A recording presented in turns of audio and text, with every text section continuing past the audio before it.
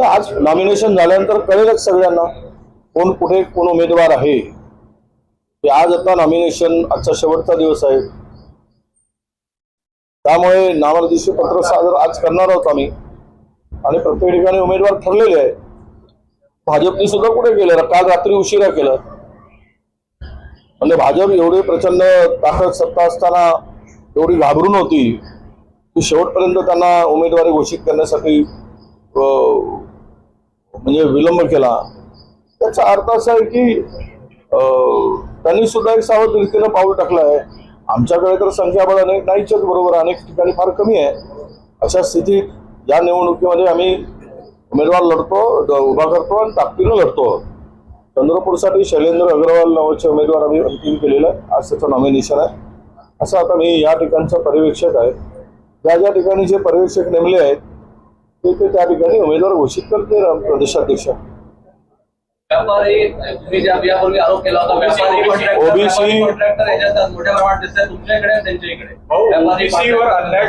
आमच्याकडचा व्यापारी नाही आहे, तो आमचा किसान सेलचा राष्ट्रीय म्हणजे सचिव आहे आणि दुसऱ्या अंदमान निकोबार 3-4 स्टेटचा तो प्रभारी पण आहे।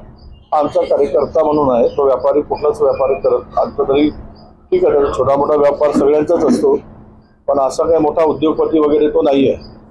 ग्रामपंचायत निवडणुकांमध्ये जर ओबीसीचं आरक्षण 50% वरती जात असेल तर ते रद्द करा असा निर्णय राज्य निवडणूक आयोगाने घेतला। ओबीसीचं मोठं नुकसान सगळ्याच निवडणुकांमध्ये या खास नियम सगळीकडे लागू झाला नाही, आता हा नियम लागूच होणार ना। पण आता या निर्णयाला घेऊन उद्या कोणी कोर्टात गेले तर अनेक ठिकाणी ओबीसीचं आरक्षण झालेल्या महानगरपालिका आणि नगर परिषदामध्ये अधिक आहे, तिथल्या जागा रिकाम्या कराव्या लागतील। नरेंद्र मोदी म्हणतात मी ओबीसी आहे, तिथले मुख्यमंत्री म्हणतात माझा डीएनए ओबीसी आहे, आमचा डीएनए ओबीसी आहे। माझा नाही म्हटलं, आमचा डीएनए ओबीसी आहे पक्षाचा। आता पक्षाचा डीएनए ओबीसी, पंतप्रधान ओबीसी आणि ओबीसीवर अन्याय का? एका संविधानिक तरतुदीनुसार SC ST ला तर त्यांच्या 100% आरक्षण आपण देतो, परंतु ओबीसीला जे आरक्षण आपण देतो 27% आणि हे सगळं मिळाल्यानंतर 50%च्या वर जाणार। आता 50%च्या वर जात आहे म्हणून ओबीसीचंच आरक्षण कमी करा असा जर फतवा हे सरकार काढत असेल तर याचा अर्थ असा आहे की ओबीसी विरोधी सरकार आहे। ओबीसीचं प्रचंड यातून नुकसान होणार आहे। पुढच्या जिल्हा परिषदामध्ये तेच लागू होईल।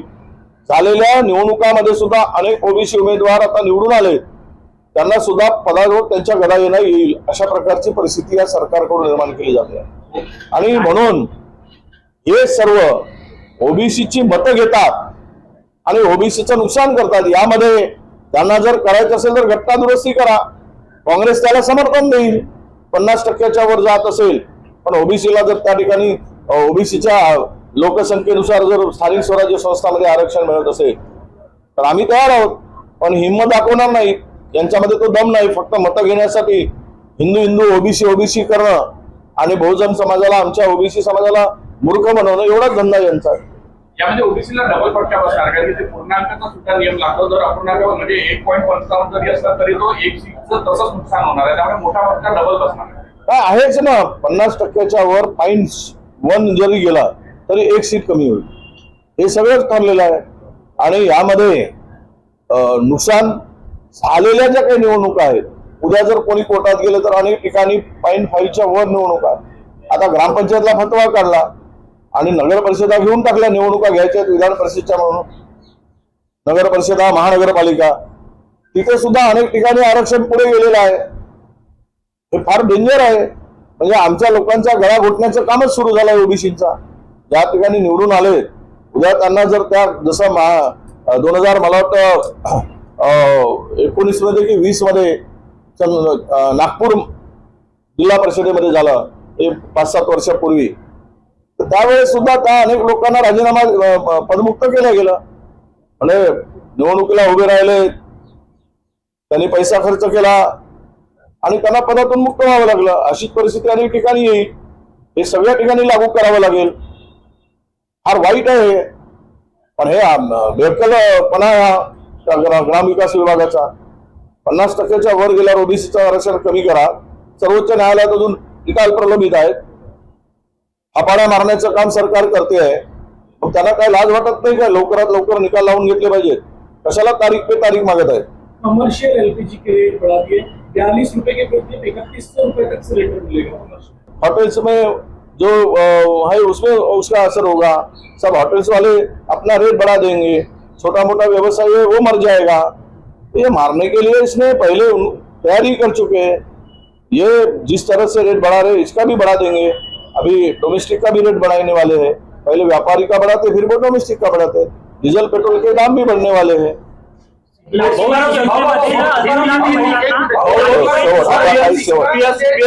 काही असलेल्या अरुण नकानींना भाजपनं उमेदवारी दिलेली आहे. पुन्हा एकदा पाहायला मिळत आहे की पवार कुटुंब राजकारणात कार्यकर्ते आणि पारिवारिक संबंध वेगळे जपतात. नाही, त्या पवाराचा काय संबंध आला? म्हणजे पवारांनी उमेदवारी घोषित केली का? कमाल आहे तुमची. हा प्रश्न भाजपने विचारा ना. तुम्ही पवारांना विचारून उमेदवारी दिली का? भारतीय जनता पक्षाने उत्तर दिलं पाहिजे. मी त्याच्या संदर्भात काय उत्तर देऊ? पण एक आहे की यांना उद्योगपती मोठे लोक यासाठी लागतात आणि स्थानिक कार्यकर्त्यांचा विसर होतो यांना वारंवार. महात्मा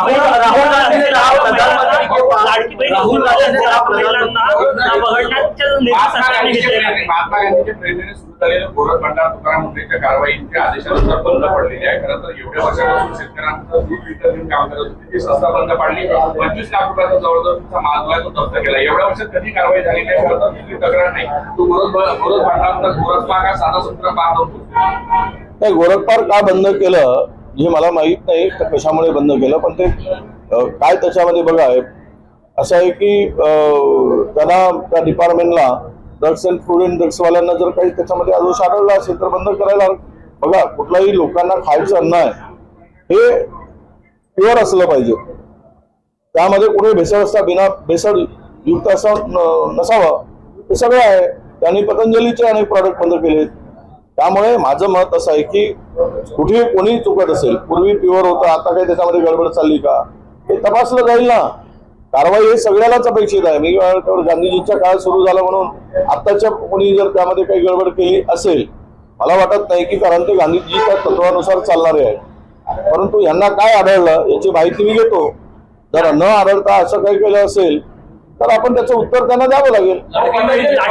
लाडकी बहीणचे 80,000 महिला 80 लाख महिला ज्या कमी केल्या यांचा अर्थ स्पष्ट आहे की निवडणुकीमध्ये वापर झाला.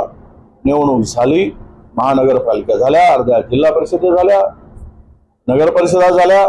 आता लाडकी बहीण तुझा काय आमचा संबंध? बहीण तिकडे, भाऊ इकडे. भाऊ खुर्चीवर बसून मस्त मजा मारतोय, दाबून माल खातोय, महाराष्ट्र लुटतोय. लाडक्या बहिणीला हव्यावर सोडून दिलाय. का तू मर का वाच.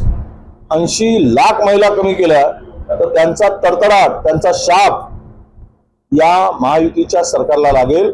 आणि असेच हे तडफडून ज्या महिलांचा श्राप फार मोठा असतो, ज्यावेळेस ती बोटं मोडून मनातून अंतःकरणातून श्राप देते ना त्यावेळेस यांचा सत्यानाश झाल्याशिवाय राहणार नाही. अशी ती आता गावागावात सत्यानाश करायसाठी यांचा टपलेली आहे. ज्या दिवशी जातील निवडणुकीच्या मतं मागायसाठी तर यांची पूजा ती करेल. ही जी बनवाबनवी केली, फसवणूक केली लाडक्या बहिणीची, याचं उत्तर सरकारला द्यावं लागेल. पतंजली सभागृहातून अनेक प्रलोभनं तयारीवर दिल्या गेलेल्या आहे. जी काही कारवाई होती आता लोकांची मागणी आहे की तुकाराम मुंडे निदान 2 ते 3 वर्ष त्या पदावरती त्या ठिकाणी बदली होऊ नये. आता हे सरकारला आम्ही विनंती करू. कारण तो बाबा रामदेव त्याचं कारण पूर्ण दोन्ही डोळे काही पूर्ण उघडे असतात असं नाही आहे. त्यामुळे त्याचं तो जेवढा मधमाशा नाही किंवा पोळी निघत नाही तेवढा तो सहज विकतो. जेवढी गाया नाही तेवढा तो तूप विकतो. म्हणजे जे काही जेवढं मिळत नाही देशात त्याच्यापेक्षा 4 पट तो विकतो. याचा अर्थ असा आहे कारण त्यामध्ये भेसळ आहे आणि तो भेसळ आहे म्हणून पकडला गेलेला आहे. तर खरं म्हणजे लोकांच्या आरोग्यावर जो काही दुष्परिणाम होतो आहे, अनेक नवीन रोग माणसाला जळत आहेत. कॅन्सर सारखा रोग आता सगळीकडे पसरत चाललाय. अशा परिस्थितीमध्ये तुकाराम मुंडेंना 3 वर्ष ठेवून हे सर्व भेसळ शुद्ध केलं पाहिजे यासाठी आम्ही मागणी करू. भाजपने 4 उमेदवार आयात केलेले दिलेले आहेत जे भाजपचे स्वतःचे नाही आहे या निवडणुकीत. नाही, ते तर अर्धे काँग्रेसमध्ये आहेत. आता मी सगळ्या काँग्रेसवाल्याला सांगतो चला पूर्णच भाजपमध्ये जाऊ आणि भाजप अशाच नवनवीन अपडेटसाठी डिजिटल कोल्हापूर चॅनेलला सबस्क्राईब करायला विसरू नका.